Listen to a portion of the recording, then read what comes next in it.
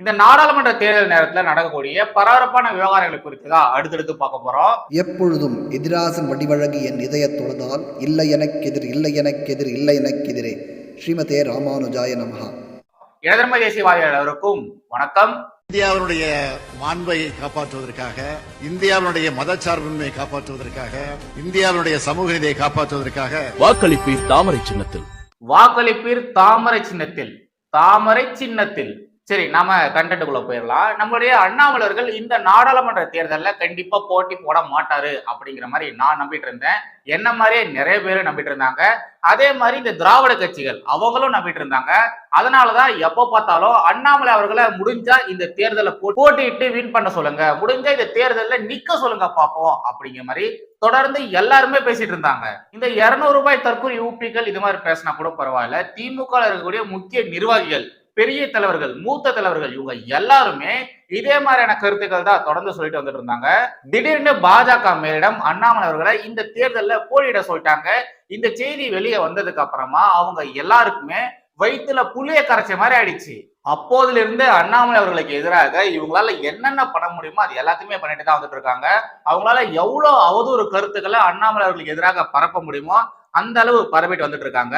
இப்போ அண்ணாமலை அவர்கள் வேட்பு மனு தாக்கலும் பண்ணிட்டாரு. அந்த வேட்பு மனுவை தேர்தல் ஆணையம் அக்செப்டும் பண்ணிட்டாங்க. இன்னைக்கு காலையில இருந்து திமுக, அதிமுக, இந்த நாம் தமிழர் கட்சி இவங்க எல்லாருமே ஒரே குரலாக அண்ணாமலை அவர்களுக்கு எதிராக அண்ணாமலையோட இந்த வேட்பு மனுவை நீங்க ஏத்துக்க கூடாது, அண்ணாமலையோட வேட்புமனுல இது தப்பா இருக்கு, அது தப்பா இருக்கு அப்படிங்கிற மாதிரி கண்ட மெனிக்கு பேசிட்டு வராங்க. இதுல பியூட்டி என்னன்னா, இந்த திமுகவும் அதிமுகவும் பங்காளி கட்சிகள் அப்படிங்கிறத மறுபடியும் ஒரு முறை நிரூபிச்சிருக்காங்க.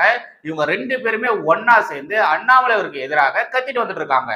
இந்த பொலிட்டிக்கல் கிரவுண்ட்ல சைமனுடைய இந்த வாட்ஸ்அப் குரூப்புக்கு ரோலே கிடையாது. அப்படி இருக்கும்போது எதுக்கு இதுங்கெல்லாம் அங்கிட்ட இங்கிட்ட ஓடிட்டு இருக்குங்கன்னு தெரியல. ஏதோ ஒண்ணு அண்ணாமலையுடைய இந்த பிரசன்ஸ் இருக்குல்லையா, இந்த தேர்தலில் இவருடைய பிரசன்ஸ், இது இந்த திமுகவிற்கும் அதிமுகவிற்கும் அந்த ரெண்டு கட்சிகளுக்கும் ஜால்ரா அடிக்கக்கூடிய இந்த நாம் தமிழர் வாட்ஸ்அப் குரூப்புக்கும் பயங்கர எரிச்சலை கிளப்பி இருக்கு. அதை பொறுத்துக்க முடியாம இவங்க எல்லாம் இத மாதிரி பேசிட்டு வந்துட்டு இருக்காங்க. அண்ணாமலையோட வேட்பு மனுவை ஏத்துக்க கூடாது அப்படிங்கிற மாதிரி இவங்க தொடர்ந்து கத்திட்டு வந்துட்டு இருக்காங்க இல்லையா. இவங்க இது மாதிரிலாம் சத்தம் போடுறதுனால தேர்தல் ஆணையம் என்ன இவங்க பேச்சை கேட்கவா போகுது? தேர்தல் ஆணையம் இவங்க சொல்றதெல்லாம் கேட்க மாட்டாங்கன்னு அவங்களுக்கும் நல்லாவே தெரியும். இருந்தாலும் ஏதாச்சும் கலாட்டா பண்ணி இந்த ஆட்டத்தை கலைக்கணும் அப்படிங்கிறதுக்காக இத மாதிரிலாம் இவங்க பண்ணிட்டு வந்துட்டு இருக்காங்க. இவங்க இது மாதிரிலாம் பண்றதை பார்க்கும்போது இந்த குழந்தைங்க பிஸ்கெட் வேணும், ஐஸ்கிரீம் வேணும் சொல்லிட்டு அடம் பிடிப்பாங்க பாத்தீங்களா, அத மாதிரிதான் இருக்குது. அத மாதிரிதான் அடம் பிடிச்சிட்டு இருக்காங்க. அண்ணாமலையோட வேட்புமனு ஏத்துக்கூடாது, அண்ணாமலை தப்பு பண்ணிருக்காரு, இந்த ஃபார்ம்ல இது மாதிரி தவறா இருக்கு, இதை அவரு சரியா ஃபில் பண்ணல, இதுல இவரு தப்பான இன்ஃபர்மேஷன் கொடுத்திருக்காரு அப்படிங்கிற மாதிரி கண்ட மெனிக்கு பேசிட்டு வந்துட்டு இருக்காங்க.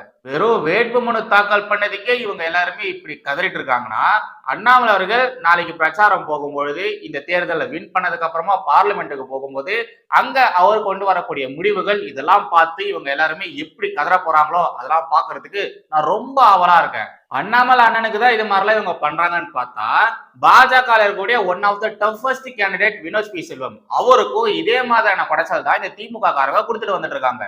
I think DMK MP Dayanidhi Maran இருக்காரு இல்லையா, அவருக்கு எதிராகத்தான் நம்மளுடைய வினோத் பி செல்வம் நிக்கிறாருன்னு நினைக்கிறேன். சென்னையில ரீசெண்டா இந்த புயல், மழை, வெள்ளம் எல்லாம் வந்தது இல்லையா, அந்த காலகட்டத்துல அதிகமா அடிபட்டது தயாநிதி மாறன் அவருடைய தொகுதி தான்.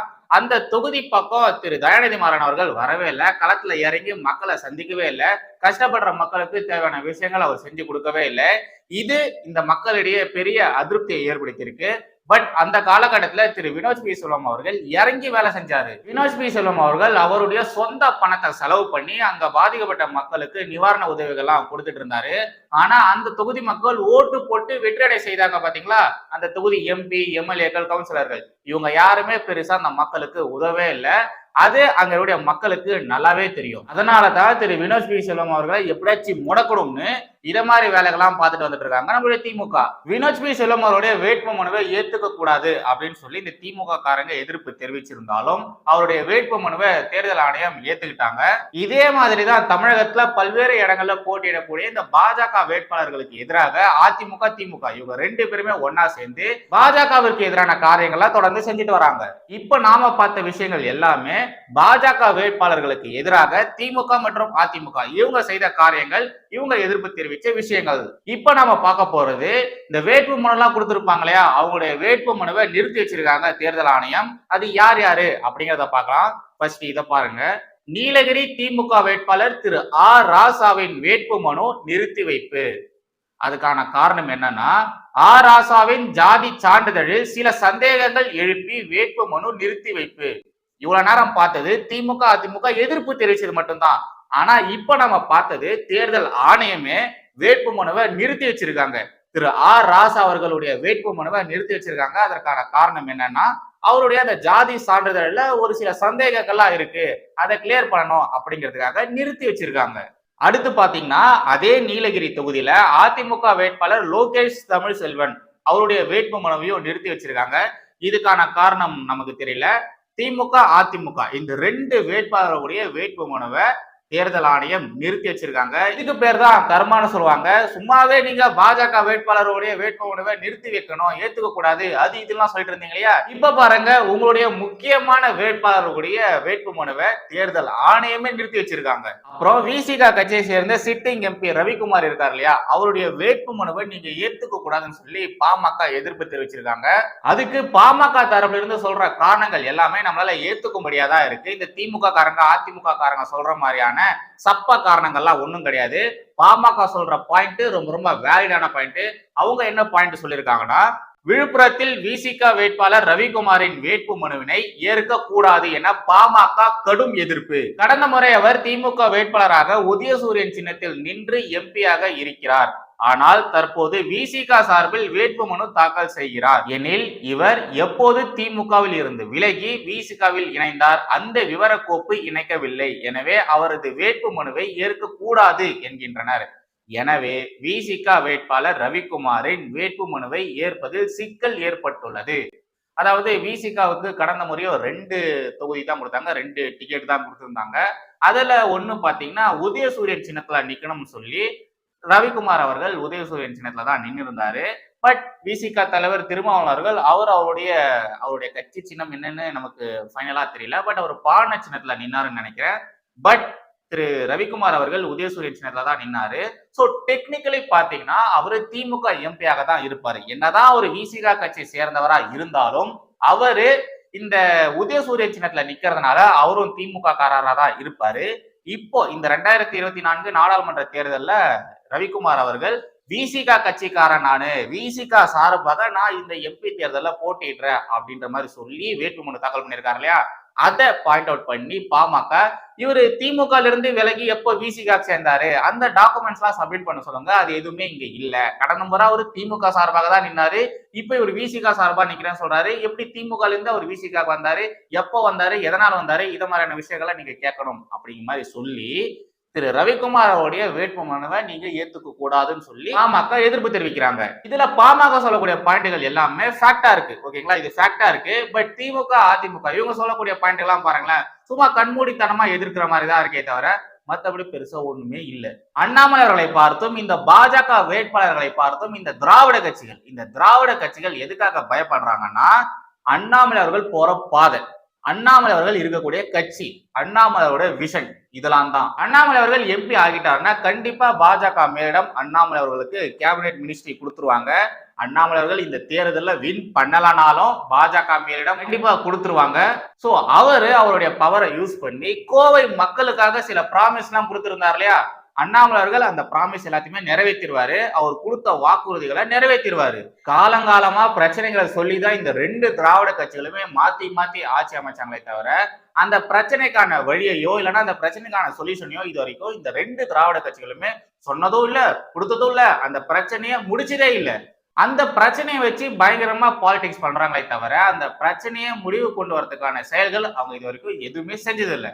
பட் அண்ணாமலை அவர்கள் வெறும் பிரச்சனை மட்டும் பேசுறது கிடையாது, பிரச்சனை குறித்து மட்டும் அவர் பேசுறது கிடையாது, இந்த பிரச்சனைக்கான சொல்யூஷன் என்ன அப்படிங்கிறதையும் அவரு தொடர்ந்து பேசிட்டு வந்துட்டு இருக்காரு. அவரு இந்த முறை எம்பி ஆகிட்டாருன்னா கோவை மக்களுக்கு அவர் கொடுத்த வாக்குறுதிகளை கண்டிப்பா நிறைவேற்றிடுவாரு. அவர் நிறைவேற்றினதை பார்த்ததுக்கு அப்புறமா மற்ற தொகுதி மக்கள், தமிழகத்துல இருக்கக்கூடிய மற்ற தொகுதி மக்கள் எல்லாருமே பாஜகவை நம்புவாங்க. அண்ணாமலை அவர்கள் முகத்துக்காக பாஜகவை அவங்க நம்புவாங்க. தமிழக மக்கள் பாஜகவுக்கு ஓட்டு போடுவாங்க.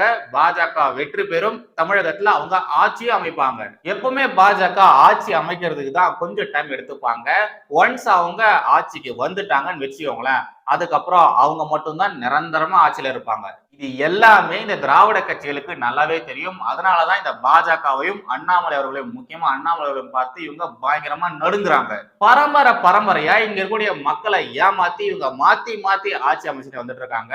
அண்ணாமலை அவர்கள் ஆட்சிக்கு வந்து அந்த ப்ராப்ளம்ஸ் எல்லாத்தையுமே சால்வ் பண்ணிட்டாருன்னா என்ன ஆகும்? திராவிட கட்சிகளுடைய முடிவானது அவங்க கண் எதிரே இருக்கு. அதனாலதான் அவங்க இத மாதிரி அண்ணாமலை அவர்களுக்கு எதிராக நாங்க இருக்கோம், அண்ணாமலை அவர்கள் செய்யறதெல்லாம் தப்பு, அண்ணாமலை அவர்கள் இது மாதிரி தப்பான விஷயங்களா செய்யறாருன்னு சொல்லி தொடர்ந்து அவதூறான விஷயங்களா பரப்பிட்டு வந்துட்டு இருக்காங்க. நீங்க அண்ணாமலைய எதிர்க்க அவரை பற்றின அவதூறு செய்திகளை பரப்ப அவருடைய இமேஜ் ஆனது இன்னும் உயரமே தவிர இறங்காது. அவருடைய இமேஜ் டேமேஜ் ஆகவே ஆகாது.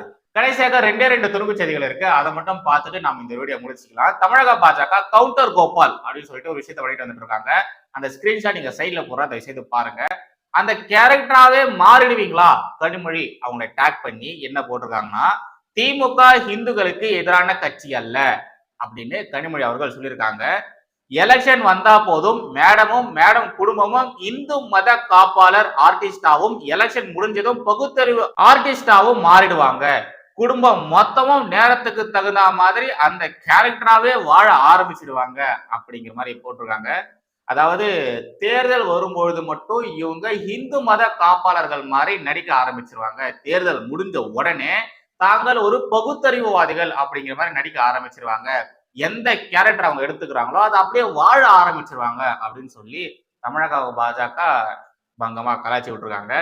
அடுத்து பாருங்க, செங்கை ஜி ராமச்சந்திரன் இவர் பாத்தீங்கன்னா அண்ணாமலை அவர்களுக்கு எதிராக கோவையில நிற்கக்கூடிய அதிமுக வேட்பாளர். இவரு ஒரு ட்வீட்டை ரீட்வீட் பண்ணியிருக்காரு. அந்த ட்வீட்டை போட்டது யாருன்னா திமுகவுடைய ஜால்ரா, 200 ரூபாய் ஊப்பின்னு சொல்லுவோம் இல்லையா, அத மாதிரி இது இணையதள ஊப்பி. இது போட்ட ஒரு ட்வீட்டை அந்த அதிமுக வேட்பாளர், கோவை தொகுதி வேட்பாளர், அவரு ரீட்வீட் வேற பண்ணிருக்காரு. அதுதான் காமெடியே. இந்த இணையதள ஊப்பி என்ன போட்டிருக்குன்னா, எங்களுக்கு பிரச்சனையே பாஜக தான், அண்ணாமலையை கழுவி ஊற்றும் கோவை தொழிற்சங்க கூட்டமைப்பு, கோவையில் பாஜக டெபாசிட் வாங்காது போல, vote for DMK alliance, no vote to BJP. ஓகேங்களா? இந்த 2 ஹேஷ்டாக் இருக்கு. இதுல ஓட் ஃபார் டிஎம்கே அலையன்ஸ் சொல்லி அந்த இணையதள ஊப்பி ட்வீட் போட்டிருக்கு. இந்த ட்வீட்டை ரீட்வீட் பண்ணது யாருன்னா அதிமுகவுடைய வேட்பாளர் செங்கை ஜி ராமச்சந்திரன். இவர் தான். இவருடைய ப்ரொஃபைலே பாத்தீங்கன்னா say no to drugs and DMK அப்படிங்கிற மாதிரி ஆட் பண்ணிருக்காரு. அப்படி போட்டுட்டு இத மாதிரி திமுகக்கு ஓட்டு கேட்கக்கூடிய ஒரு ட்வீட்டை ரீட்வீட் பண்ணிருக்காரு. அதாவது இவங்களுக்கெல்லாம் அண்ணாமலை அவர்கள் மேல பயங்கரமான வன்மம் இருக்கு. அந்த வன்மத்தை காட்டணும் அப்படிங்கிறதுக்கு இத மாதிரி எல்லாம் பண்ணிட்டு வந்துட்டு இருக்காங்க.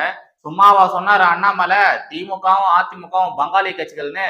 அது உண்மையாதான் இருக்கு. இந்த இணையதள ஊப்பி அண்ணாமலை அவர்களை திட்டுற மாதிரி அண்ணாமலை அவர்களுக்கு எதிரான ஒரு ட்வீட் போடுவாராம். அந்த ட்வீட்டை அதிமுகவுடைய கோவை தொகுதி எம்பி வேட்பாளர் அவரு ரீட்வீட் பண்ணுவாராம். என்னது இது? உங்களை பத்திலாம் அண்ணாமலை அவர்கள் நல்லா தெரிஞ்சு வச்சிருக்காரு. அதனாலதான் உங்களெல்லாம் எங்க வைக்கணுமோ அங்க வைக்கிறாரு. இன்னும் தேர்தல் தேதி நெருங்க இவங்க என்னென்னலாம் பண்ண போறாங்களோ எல்லாத்தையுமே பொறுமையா பொறுத்து இருந்து பார்க்கலாம். தேர்தல் தேதி நெருங்க இவங்க எல்லாருமே இன்னும் என்னென்னலாம் பண்ண போறாங்களோ எல்லாத்தையுமே நம்ம பொறுமையா பொறுத்து இருந்து பார்க்கலாம். சோ அவ்வளவுதாங்க இந்த கண்டென்ட். மறுபடியும் அடுத்த ஒரு வீடியோல சந்திக்கிறேன். ஜெய்ஹிந்த், வந்தே மாதரம்.